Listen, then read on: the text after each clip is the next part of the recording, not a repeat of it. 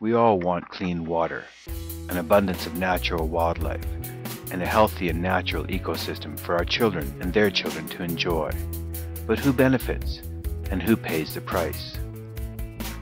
Recently, a number of agriculture and environmental groups came together to examine these and many other important issues. Join us as we examine the social and economic value of Saskatchewan's natural capital.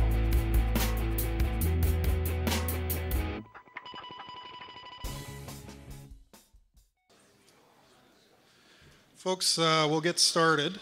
I'm going to be your moderator for this afternoon. My name's Pete Joyce. For those of you who don't know me, I work for Agriculture and Agri-Food Canada, PFRA, here in Regina. And I'm a senior policy analyst with the Strategic Alignment Directorate there. For about the last 5 years or so, I've been contributing to the EGS policy file for our department. And I'm a member of the Federal Provincial EGS Working Group. So a couple of housekeeping items to begin with. I've been reminded to thank our sponsors who are helping to support this conference. So I'll list those for you. They are the Agricultural Producers Association of Saskatchewan, Agri-Food and Agriculture and Agri-Food Canada, Delta Waterfowl, Ducks Unlimited Saskatchewan, the Farm Credit Corporation, the Pembina Institute, Sask Energy, Saskatchewan Wildlife Federation, Nature Conservancy Canada, Nature Saskatchewan, and the Saskatchewan Prairie Conservation Action Plan. So a round of applause for them, please, for supporting the meeting. So without further ado, I will introduce Mike. He is with the Pembina Institute, and he's going to be speaking on a policy framework surrounding ecological goods and services. Mike's told me he's going to kind of give us a 30,000-foot perspective on EGS. He's been doing some work for the Alberta Institute for Forestry, Agriculture and Environment, and has been looking at international experience around this topic, so he's going to share some of his learnings there. Mike's background is as a resource economist with the Pembina Institute's Green Economics and Policy Program. His research work involves providing policy advice to governments, private corporations, and other non-government organizations in Canada and abroad on policy issues related to market-based approaches for environmental policy, environmental valuation, ecological goods and services provision, and natural resource allocation. Mike holds a Bachelor and a Master's of Science from the University of New Brunswick with a specialization in natural resource and environmental economics. So with that, I'll welcome Mike and look forward to his presentation. Thank you.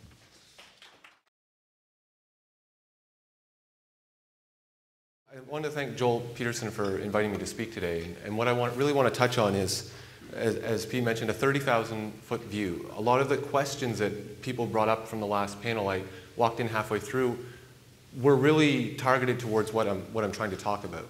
And so we'll proceed that way. Just quickly, I got to earn my lunch. I work for the Pembina Institute. We were founded in 1985, and our main focus is energy, environment, and economic issues.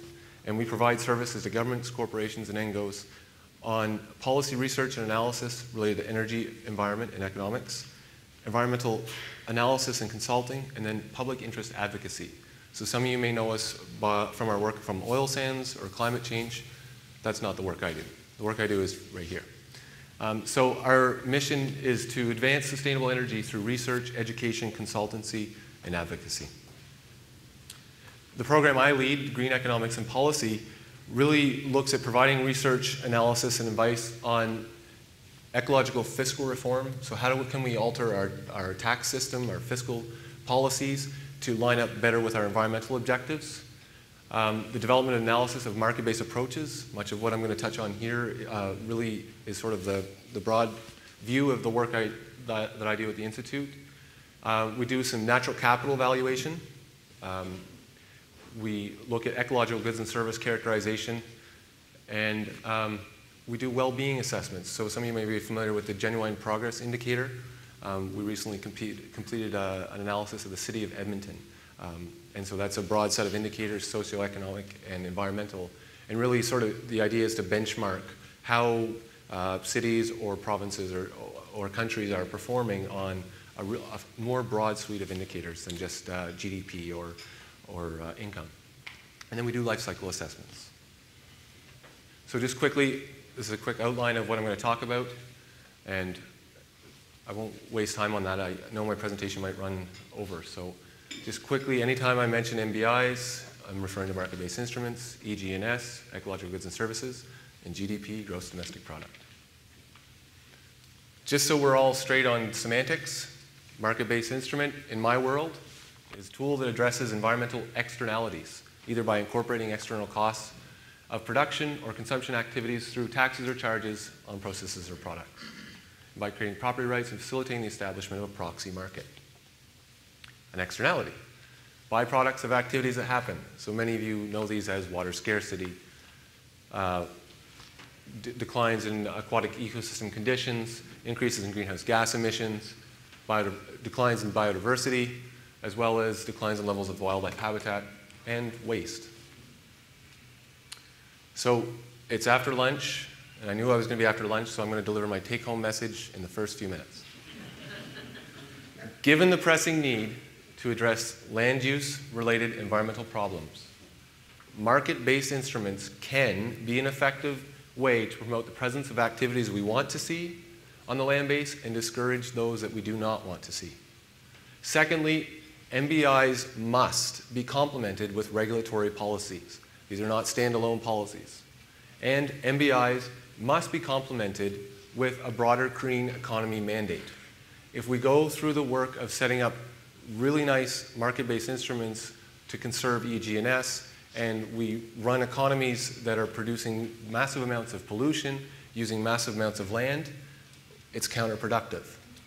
So we need to take a strong look at how our production processes are integrated into our land use and build our policies accordingly. So it's very much going from the ground up and the top down at the same time. I'll touch on this a little bit more later. But quickly, when I think of a framework, so I'm going to back up and just tell you a bit about the experience that I have with EGS and market-based instruments. As I mentioned, I spent a couple of years in Costa Rica working with CUSO, and I was put in a tropical research center. It was really rough, and I was looking at the Costa Rica examples of payment for ecological goods and services. So Costa Rica has 2 programs. And from that, my interest was totally sparked and continued to look around the world for examples and brought my experience back to Canada, where I'm currently working with the Alberta Institute for Agriculture, Forestry, and Environment. And their mandate is, within a year, come up with a market-based policy framework to conserve, or to green the ag and forestry sector, as well as conserve EGS. So in my head, this is what I see as a framework. And all of these components are really critical if we're going to introduce, in a real way, EGS policy. We need pricing and valuation work. It's really the science behind economics, the dismal science. Then there's the ecological characterization. That's where the biology, ecologists come in. We figure out what's the best way to represent the ecological services that we want to conserve, and what does the framework look like. There's a number developed in the literature. And then thirdly, the political and public awareness. And so each of these outside circles are integral to getting to an effective EGS policy. And so we need the economists talking about the markets, not the scientists. We need the scientists talking about ecological characterization, not the economists.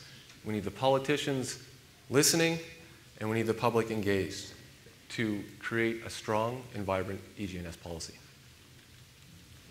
So I just want to quickly do a little historical context that environmental policy, and because this idea of market-based instruments is fairly new, it's really rooted in a long history of environmental policy.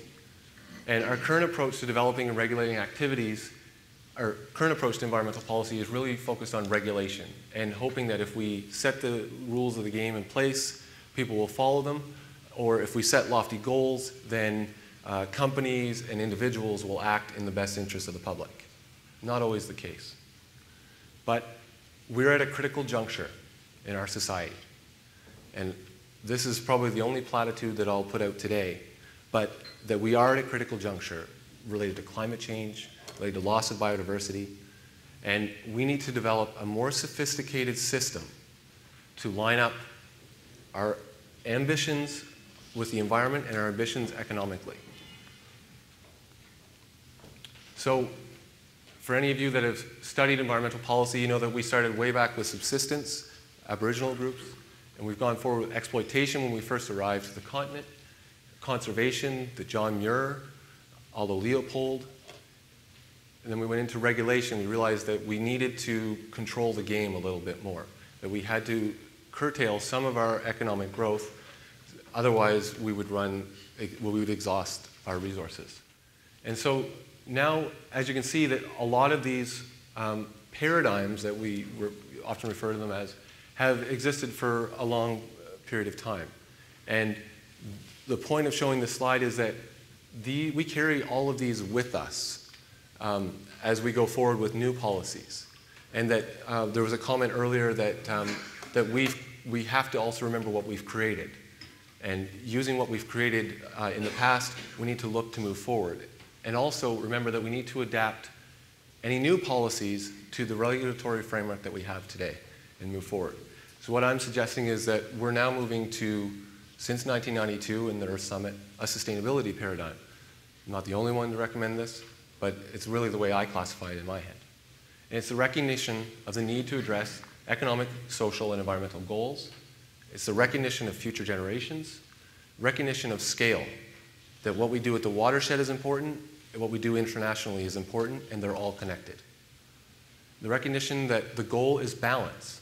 We're not saying that we have to put the environment ahead of the economy, but conversely, we're not saying that we're going to put the economy ahead of the environment, that there is a way that we can find a balance and reduce the number of trade-offs that we have to make as a society.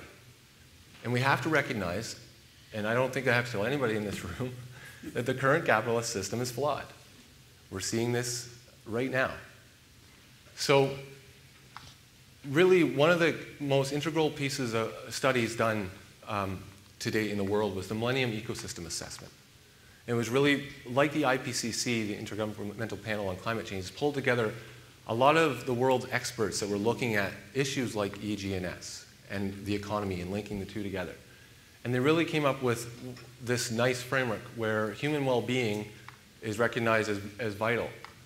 But a human well-being in the ecosystem and all these drivers, indirect drivers and direct drivers, things like how we do our businesses, where we choose to live, all these things really impact our well-being and also our environment.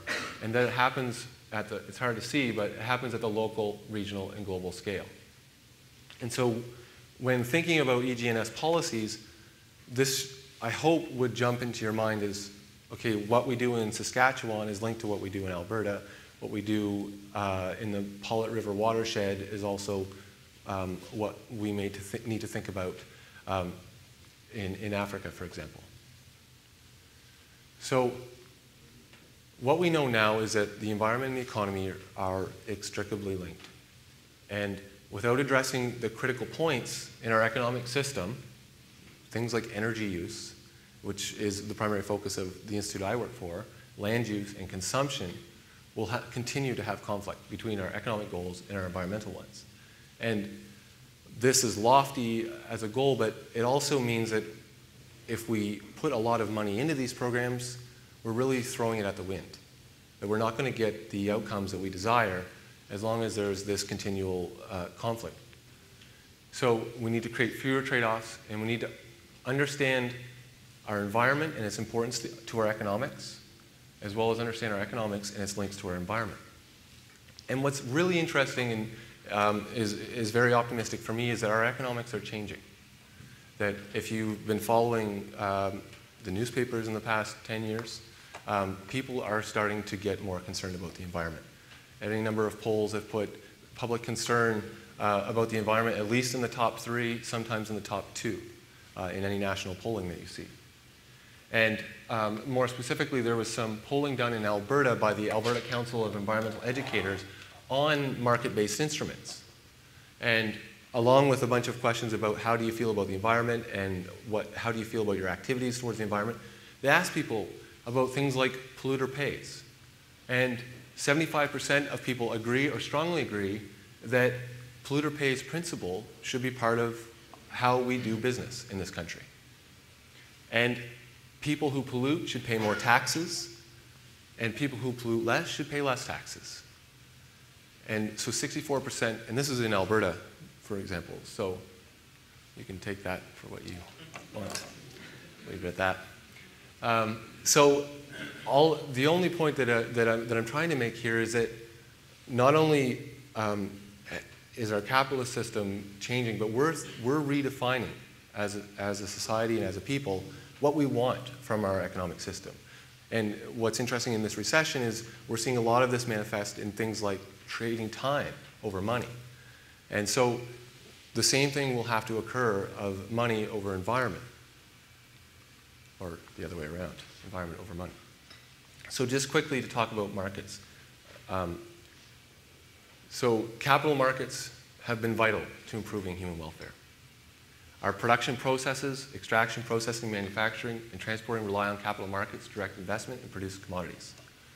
And right now in our markets, we treat nature, or EGS, as completely substitutable, as free, and as totally equipped to treat infinite levels of waste. And you are all aware of this, and the only reason I'm pointing this out is to lay the groundwork for the fact that EGS policy really fits into a broader policy context. And another important point is that current economic accounting treats, and markets treat destruction of environmental goods and services, or ecological goods and services, as a positive. ExxonMobil added numerous millions of dollars to the US economy, and we see these kinds of things happen every day. And to alleviate these issues, we really have to shift the way our markets, which are human inventions, and how they treat EGS. And there are two ways, conceivably, that we can do this. We regulate markets to maintain given levels of EGS, so we bring down the hammer. And we say that Saskatchewan or each watershed is going to provide X hectares or X quantities, units of EGS, and then we will send all kinds of enforcement officers out on the landscape and make sure that that exists. Well, it might sound familiar. That's what we've been doing for a long time. Or the alternative is that we can start to price commodities, create the surrounding infrastructure for a market to exist, and let the market allocate the commodities in a full cost manner. So to take a step back, there was talk about forest offsets, and there's talk about conservation easements. And I just wanted to point out in this slide that there are a lot of instruments at our disposal. And that generally we're not going to end up using one, and we're likely going to use combinations. And so some that I just want to point out that are most widely used, tradable permits. You may be aware of tradable permits with offsets. So that's really the system that we're starting to see emerge federally for the greenhouse gas emission policy. We got information programs. These are things that we've used in the past. We cannot forget to bring these with us. Labeling, Forest Stewardship Council, for those that are familiar with forest-related activities, organic labeling, local labeling, rights permitting, conservation banking, environmental taxes. Tax is a swear word in most places, but I mean, the reality is that somehow we need to use the mechanisms at hand to internalize these costs on the environment. And then there's the non-market-based instruments that have really been effective. We've been really effective at setting up reserves, protected areas. Canada's parks, for example, are a good example. So these we'll bring with us into our future sustainable world, and keeping in mind that they are effective, but they're effective maybe at partitioning off parts of nature, parts of ecological goods and services, but not necessarily allowing us to link our economic system with our ecological system. And then there's hybrids of these. So the key point that I want to stress is that market-based instruments are really appealing right now. And there's a lot of hype building up for them. They may not always be appropriate for a particular environmental issue. We really have to define what our environmental issue is and what our goals are on that environmental issue. So if it's the protection of wildlife habitat, and we really feel like we know that Saskatchewan needs a particular threshold of wildlife habitat. If that's clear, we have the science to back it up, we may want to look to a market-based instrument, because we have the point today, we have the point in the future, we can use the market to get there. But if we don't, we aren't clear, and we just know we need general wholesale improvements in environmental conditions, then a market-based instrument may not be the right tool, or a combination of tools might be required. So, and what's important is that market-based instruments are part of a trifecta. So we need sound regulation to create the periphery of the market. We need information, so buyers and sellers need to have all the information that they need.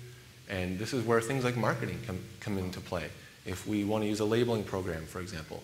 So we create a regulation. If Saskatchewan wants to be the green agriculture economy, then we create the regulation to say that, you know, each producer must move along the lines towards a particular set of environmental objectives, and that the Saskatchewan government's going to get behind their producers, and we're going to advertise to the world that Saskatchewan is the place to get environmentally solid food products, for example. And then we get the MBIs in to do the allocation. So setting the baseline condition for environmental quality and using the MBI to bring those that are lagging along with us. Or in some cases, they may get pushed out of the market. And what's important is that in some cases with particular MBIs, the market size is important. So that again is another limiting factor when choosing between different instruments. So just quickly, this is something that we've been working on at the Institute to try to define when it's appropriate to use what instruments. And you'll see that first and foremost, what's important when choosing between instruments is political buy-in. And that we need a broad suite of stakeholders. It's not just government, we need the producers, we need the public, we need people to understand that this is a new approach to doing business, and that we're going to go forward with this. If our policy goal is clearly defined, and we know that we have to get to a particular threshold, then we are in the area of either regulation or tradable permits.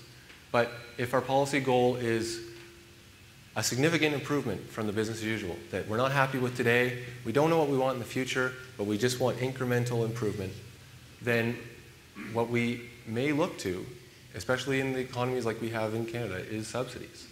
And we're seeing a lot of that, looking at things like carbon capture and storage. Not that it's a good thing, but that's generally the approach that we've been taking. So there are a lot of parameters that we can use to define how we choose different instruments. And what's important is when we're conserving EG&S, not all EG&S are equal, and we're going to have to make some hard decisions. And some of those decisions about what types of EG&S we decide to conserve will dictate what instruments are most appropriate. And this recent paper published in Conservation Biology I found particularly interesting. I cut out the title by mistake, but it looks at prices and the ability of prices to conserve EG&S. And basically, Joshua Farley, who's from Vermont, came up with this sort of standard classification, is that in some cases, we're going to have critical natural capital. So those are the services that are essential from nature to sustain human welfare. There's no substitutes through technological means, and technological substitution is difficult or impossible. Some things like pollination, for example, could be one of those. Then there's important natural capital. It refers to those services of nature where loss or diminished state would result in diminishment of ecological redundancy. So what we look for in a very solid ecological system is not that we just have the presence of all of the services, but that we have multiple redundancies. We have multiple levels of services built in, which minimizes our overall risk. So if there's not multiple redundancy in the natural capital or the set of ecological services, then society is at a huge risk. And depending on the level of risk, if risk gets too high, we may look to regulatory means to ensure that the service will be provided. Because we do know that when push comes to shove, if the government works in the best interest of the public, the regulation can often be effective. But what we really want to see is to diminish the trade-offs between our economic system and our ecological system. And so we have things like valuable natural capital or valuable ecological goods and services, which are forms that produce less benefit for society on a marginal basis. So you could use a marginal cost basis if you wanted. I won't worry with those kinds of details. But the value of this natural capital changes very slowly. And so these types of ecological goods and services where there's ability to substitute man-made solutions for these natural services, then these are the kind of services that we really want to look to as sort of the keystone opportunities to set up these markets and to start to allocate some of the goods and services across the landscape. And so one example of the man-made substitution, many of you are aware of the New York State, that they found that using natural forms of structure was a much cheaper alternative to building new wastewater treatment plants. And so in those cases, it becomes a no-brainer, especially when we get into dense urban contexts or when scarcity becomes a big issue for particular systems or ecological services. So now shifting to the mechanics a bit. When we want to get into using a market-based instrument to conserve EG&S, we really got to have a supplier, which I think from the sounds of things we have a fair number of suppliers. We need the buyers or the beneficiaries. And from my experience, this one really gets tricky because the buyers, in the case of Costa Rica, for example, were hydroelectric companies. And what was happening was a very obvious case linked between land use practices and environmental destruction, where people were removing forest cover from their land, soil was eroding into the rivers. When the rivers were flowing through the hydroelectric dams, it was mucking up the system, and it was costing the hydroelectric company huge amounts of money to produce electricity. What they did was went up into the watershed, said, we'll pay you X number of dollars. It started at $100 a hectare if you leave your forest cover there. And so the obvious buyer was the hydroelectric company.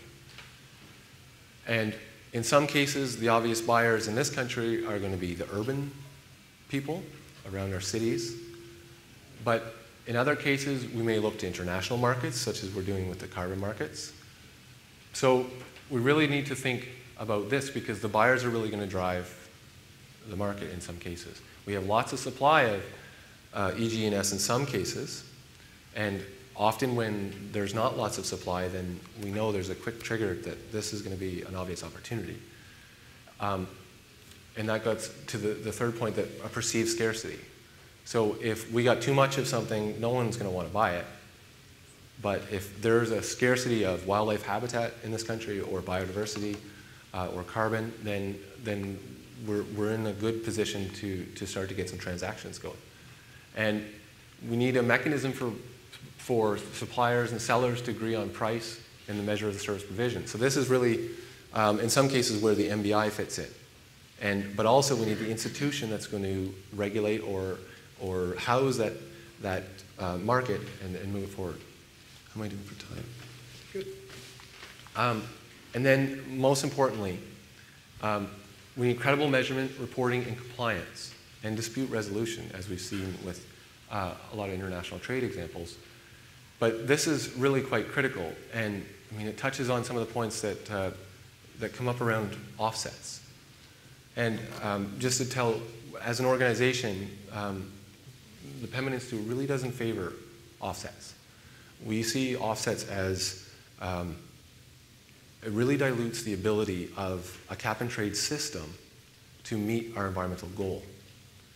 And that if we're really serious about getting to some sort of to measurable emission reductions in the future, we can't dilute the market with offsets. With that said, it's probably going to happen that carbon is probably not, because it's become the first real ecological service that a market's been, a foundation has started to create, we're probably not going to get it right. But with that said, we're going to have offsets.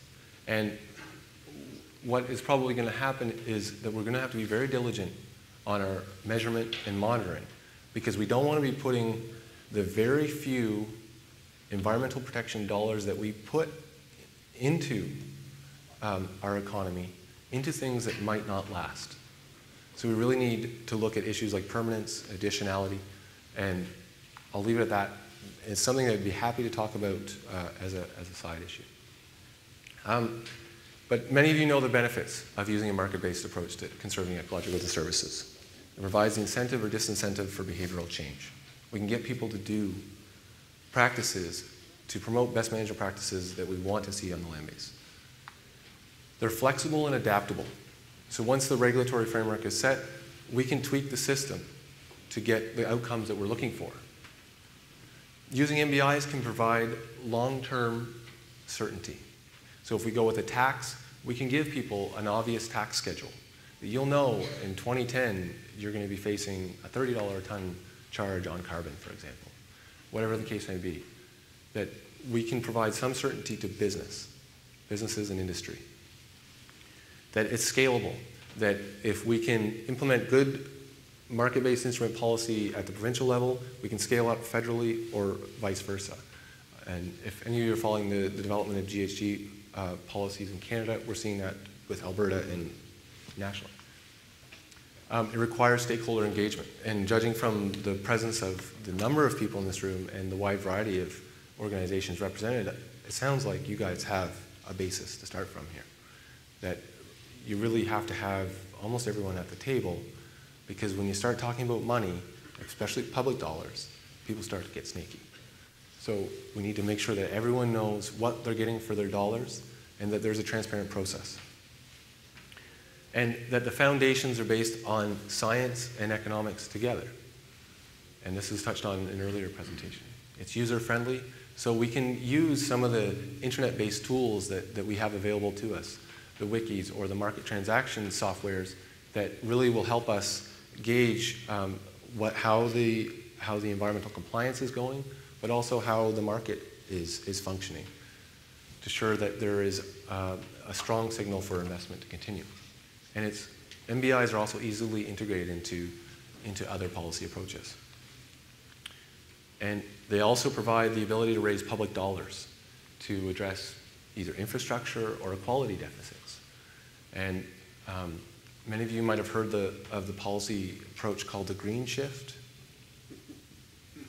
Yeah? Well, that was sort of getting at that. But the idea that we can raise some dollars and recycle those back into other parts of the economy where we can start to work for things that in the literature they call a double dividend, for example.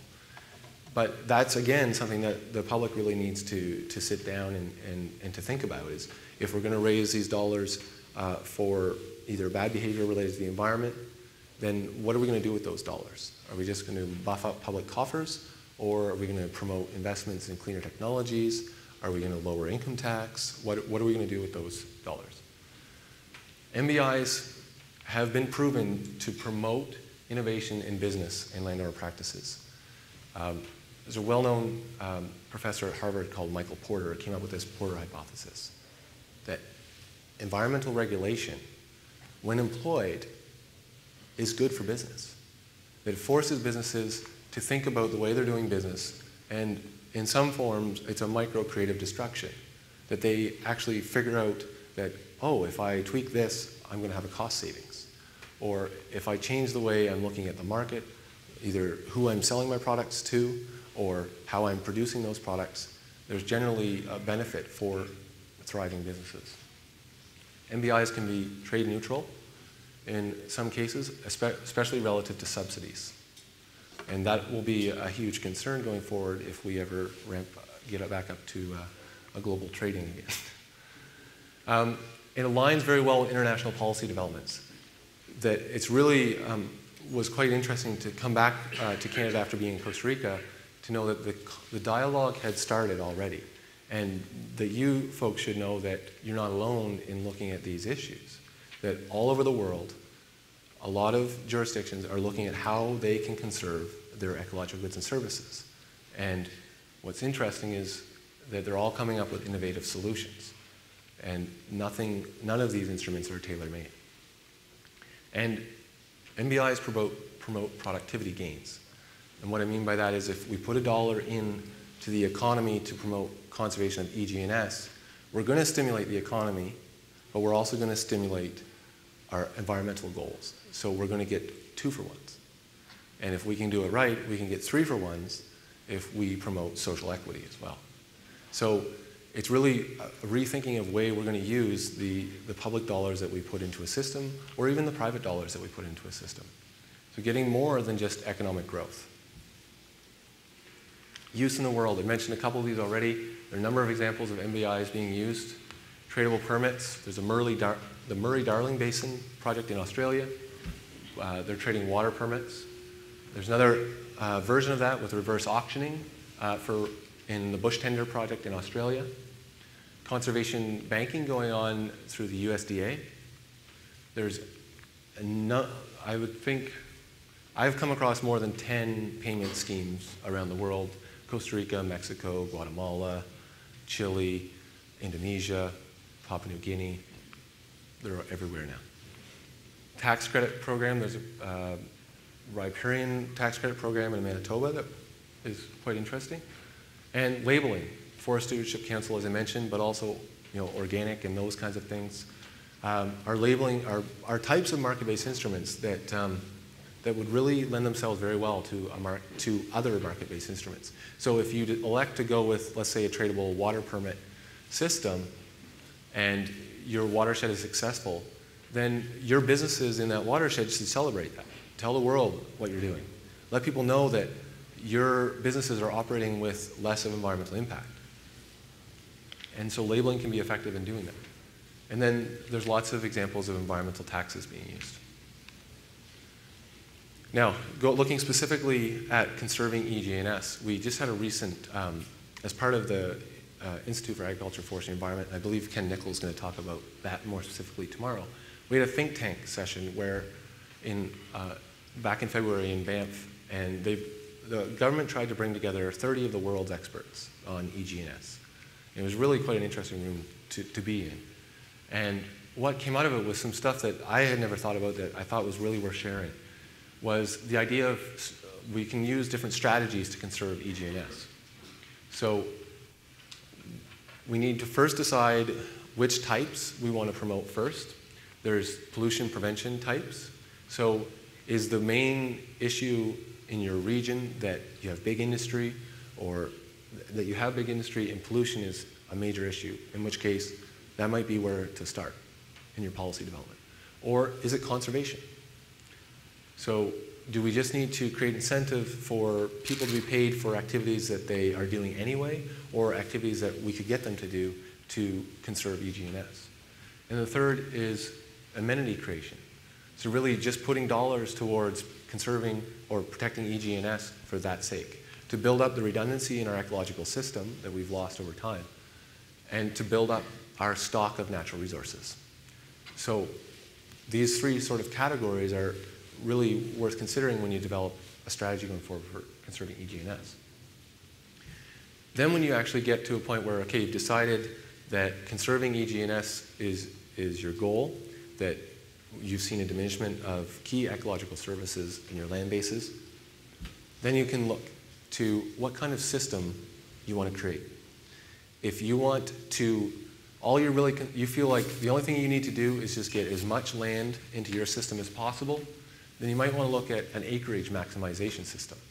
So you target lands with the lowest cost, and you just put as many lands into the system as possible. So if it's a conservation easement, for example, that's one instrument that you could use. Or a payment scheme, where you figure out what the willingness to accept of farmers are going to be, in the case of farmers or woodlot owners, and you just try to pay them to get as much in as possible. Then there's benefits targeting. So this is a case where government would go out using tools like GIS, and you'd really figure out where are the key ecological features in the province or in the watershed. And you do your damnedest to protect those. So your system is geared around targeting those services which you know you don't want to lose. And what's interesting, there's benefits targeting is being used quite a bit internationally. There's a lot of companies they're creating these ecosystem service funds where they're going out and buying huge tracts of precious wildlife habitat, whether it's jaguar or orangutan, and they're really they know that this is a critical habitat, and they're buying them up. And so that's an example, a very polarized example of benefits targeting. And the second, and the one that's probably in everyone's best interest, is benefit cost targeting. So you target lands with the highest benefit, but at the least cost given the budget. So this is where things like environmental valuation will be very important to helping you figure out, given your land base, what really is going to be the best bang for the buck. And then once you've got your program figured out, you're moving along, there's going to be a need to evaluate it. And these evaluation principles are probably good to have in your back pocket when you're starting your program as well. So you know that you're going to design something that's going to line up with what you're looking to achieve. So because, and this is specifically important because in Canada, most of the examples of EGS programs are involving public dollars. So this system will help ensure that the policy approach is being met and that the dollars are used effectively. And also, you might want to consider things, evaluation principles that look at regressive impacts. So this is where we get into equality. If we start to price carbon, what's it going to mean for low-income earners? If we start pricing water, what's that going to mean for low-income earners? And so the idea that you don't want your market-based instrument or your EGS policy to have negative impacts on various sectors of society. And then the other issue that I just want to touch on quickly is spillover and leakage, and this was touched on earlier. If you don't want to go down the road, if you're in the province and you've gone through all the effort to create this really sophisticated EGS system, and let's say you're at the watershed scale, you cannot forget about the surrounding watersheds. Because as we saw with international trade globally in the 90s, that really it became a race to the bottom, wherein those with the lowest environmental standards were likely going to get the big investment.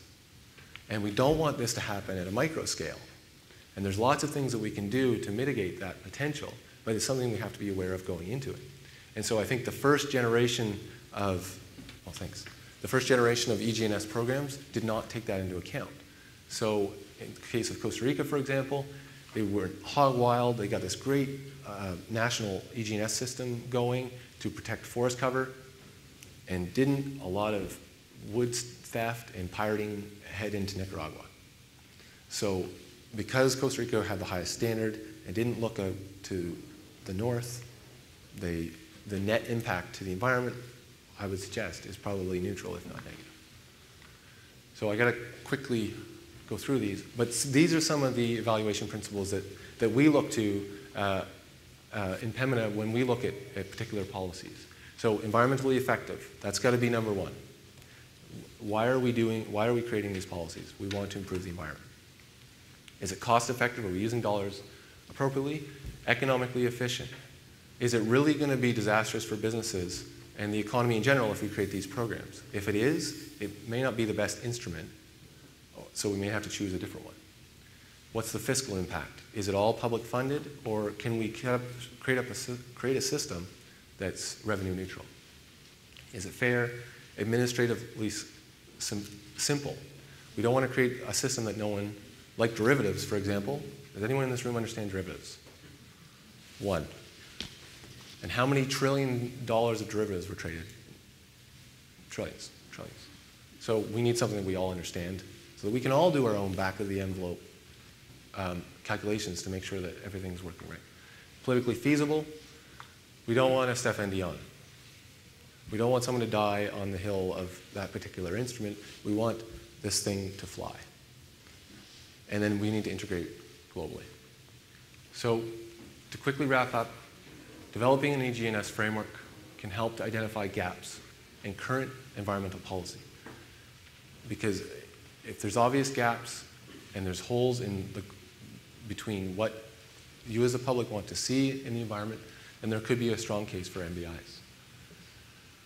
As well, again, I mentioned earlier, governments cannot just adopt these ad hoc. We really need to think about a long-term strategic direction towards a green economy. That'll put all the pressure, all the dollars that we put into these types of programs will start to work together so that we don't get, let's use an example, I'll throw out of the air, let's say Alberta, for example. We are handing out billions of dollars to oil and gas, for example, just in theory. And we then take all this money and put it into conservation banking. Well, it does deal with the problem of mitigating the short-term biodiversity, but the long-term problem is that we are subsidizing an industry that's not taking into account the environmental impact. So we have to line up if the industry is having an impact, we need to make sure that they're on side, that we're not putting all kinds of public investment dollars into an industry that's working against the objectives that we're trying to achieve with public dollars, for example. And MBIs can play a big role in reaching our environmental objectives. You mentioned this, and you folks know that. And we can build on a lot of the international experience. We've got a lot of phase 1 or the beta round of EGS programs out there. We need to learn from those and build on them. I haven't seen one yet that was perfect, so there's lots of room for improvement. There's a strong business case to do this, and I would argue that really the opportunity is now, from a climate change perspective, meaning we really have to act now. But in this economic downturn, there's really a good opportunity for governments to accelerate policy adoptions. Because once we come out of this downturn, we know that we're effective at stimulating our economies. But we have the opportunity now to get the economy on the track that we want to see. So we need to carefully consider all the policy options and then move forward from there. Thank you.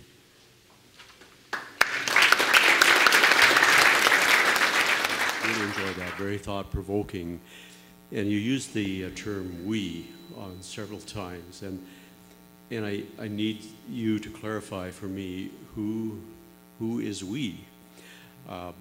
As landowners, we probably don't want governments making the decision. And that's evident in Ontario. Some of the rules on pesticides, that the public has demanded certain things. Probably a very misinformed public has demanded these things. So I'd like your take on who we are and who makes these decisions. Great. Well, when I refer to we, I'm really talking about those that choose to show up. And so we have the opportunity, you, me, all of us around us, to influence policy. Politicians do listen on occasion. And so we is a group of people that decide that they want to be at the table. So it has to be a wide variety of people. It can't just be the urbanites.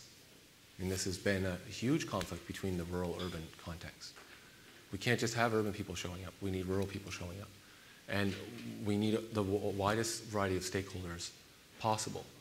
And so by we, I'm meaning everyone that is willing to show up, whether you're in Saskatchewan or Alberta or British Columbia. I mean, these policies that EGS, for example, is being talked about in Alberta, in BC, in Ontario, in Quebec, in New Brunswick, and in PEI. So we is everyone that wants to see this happen. Does that answer your question? Yeah, from the 30,000-foot level, it does. But I guess, can I be of the correct assumption then that we in rural areas, we don't have the numbers to influence government?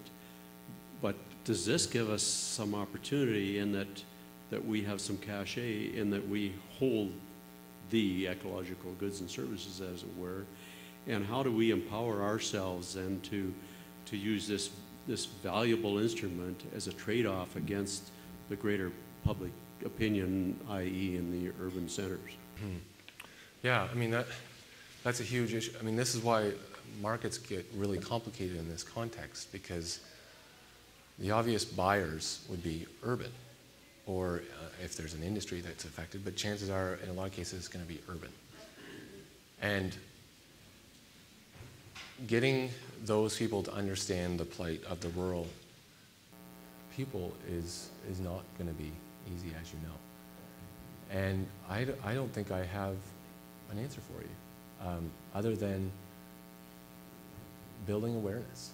I mean, I think that people, one thing that you will give urban people is that they are, and me being one of them, we're aware that ecological conditions are diminishing.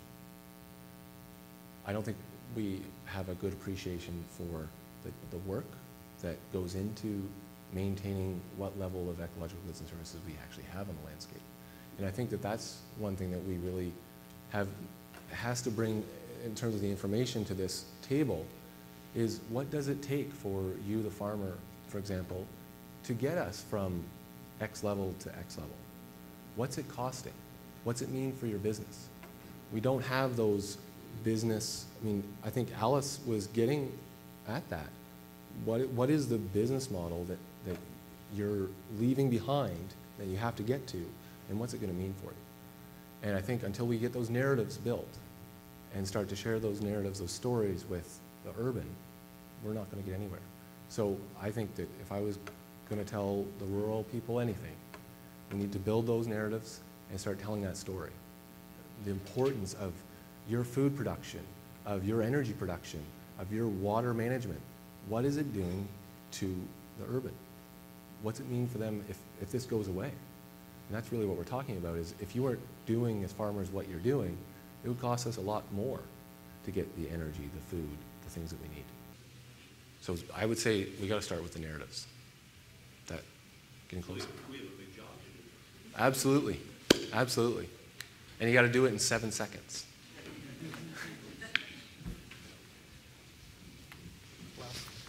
I think we need to probably recognize, too, that events like this are a really important part of engagement and bringing people together in discussion around this.